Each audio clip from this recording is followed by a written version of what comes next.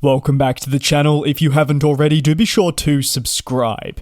In today's coverage, there's news on an airline shutdown and technically an airline rebirth. Moving over to Etihad Airways, they're boosting flights into the United States with a new route being launched, and China Southern are expanding their own network. Let's take a look firstly at Etihad Airways, who celebrated over the last weekend service launch to Boston. A Boeing 787-9 operated the flight that touched down local time on Easter Sunday. That was Sunday, March 31st, 2024. The flight given the number of EY147.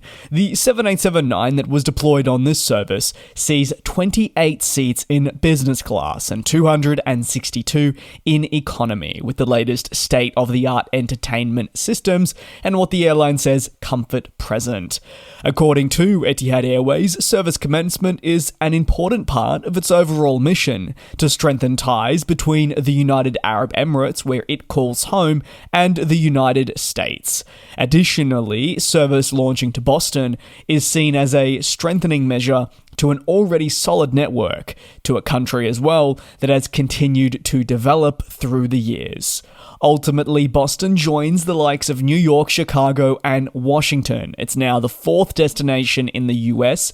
Previously, Etihad, yes, did fly further, with the likes of Los Angeles featured. However, as it went under restructuring and we saw the emergence of the global pandemic, its network was adjusted significantly. Flying towards Boston is a positive step in the continued rebuild and also growth of its route network. And when factoring in Journey 2030, which will see them grow their fleet and route network, well then we can expect more locations to feature. Service is departing Abu Dhabi at 3:10 in the morning local time. It will arrive into Boston at 8:50 in the morning. Flights depart Abu Dhabi on Monday, Wednesday, Friday, and lastly Sunday, making 4 weekly flights with the 787-9 offered. A partnership, interestingly, with JetBlue is also being highlighted. Therefore, passengers that do board an Etihad Airways service and fly into Boston will have the opportunity to continue onwards to numerous other cities across North America through that collaborative effort with JetBlue. And even past the United States, service towards Toronto in Canada was also highlighted as it expands their footprint in North America, with greater convenience being offered alongside accessibility. Moving over to China Southern, who have unveiled plans to expand their own international network as demand rises significantly and means that it's time to launch more services. Per Reuters, the airline is slated to launch 17 international new routes. The major expansion comes as the international travel demand rates continue to pick back up after what only can be described as a pretty turbulent, say, last 5 years or so. China Southern and other nearby airlines were some of the most impacted by the global pandemic, as several other regions recovered, whether this being in North America, Europe, or even in some areas of the Oceania. China and surrounding regions really did lag, with persistent restrictions ruining potential airlines' ability to, say, resume critical routes to markets that had recovered. It means that they're still playing catch-up. The perfect example I will often provide is Cathay Pacific. The Hong Kong-based airline saw 99.7% drop-offs per month in passengers carried. In fact, it was barely carrying 20,000 for most months across a multi-year period. These numbers not sustainable, and they have improved just like at China Southern, and they mean finally these airlines are in more of a headspace where they are able to expand. International recovery data per executive at China Southern does highlight a pretty steady improvement that has seen it recover to around 80% of pre-pandemic figures.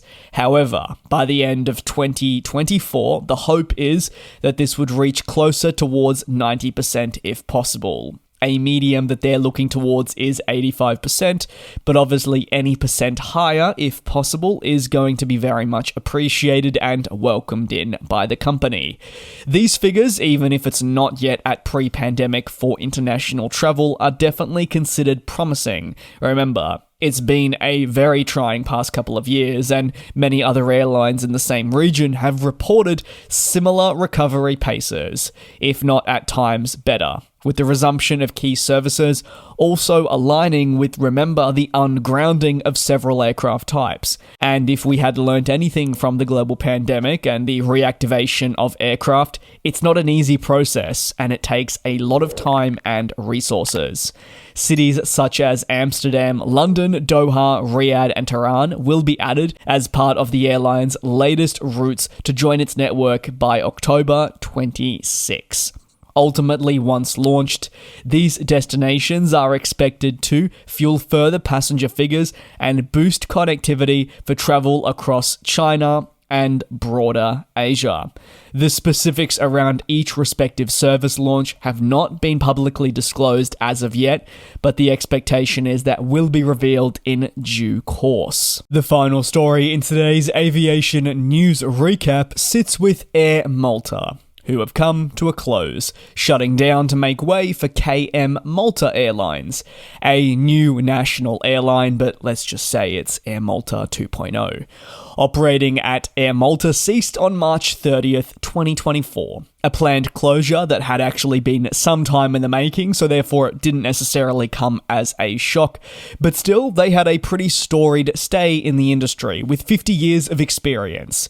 However, like several leading airlines, Air Malta would encounter significant challenges that would pressure its position in the aviation industry. Executives at the airline cited inflation, wage bills, among many other factors, as core reasons why the airline was placed in such a difficult position. Due to these mounting pressures and what felt internally like a pathway without really an exit point, the Maltese government announced the upcoming shutdown of Air Malta last year. According to the finance minister, Air Malta had been making losses for 20 years, and at one point, the business employed well over 1,000, which seems maybe not necessarily like a lot for most major airlines, but Air Malta was anything but that. To have over 1,000 employees for a minimal fleet certainly identified to most onlookers that there was just a bit of mismanagement of resources. Notably now, the new airline that is launched as KM Malta Airlines will operate with fewer employees. This significant reduction is seen essentially as downsizing to ensure that long-term stability can be reached. The hope is to learn from their past mistakes and improve long into the future.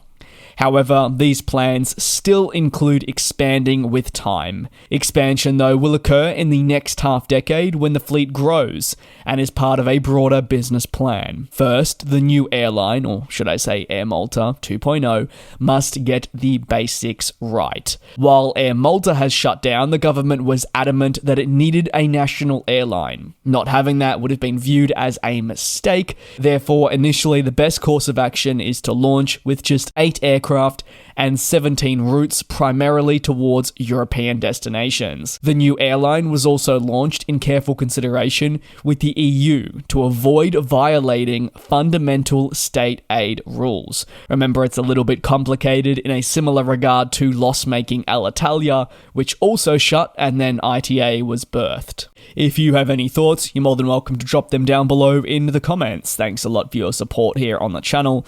Do take care and do also be safe. I'll see you same place, same time tomorrow for your latest industry news. And we'll fly.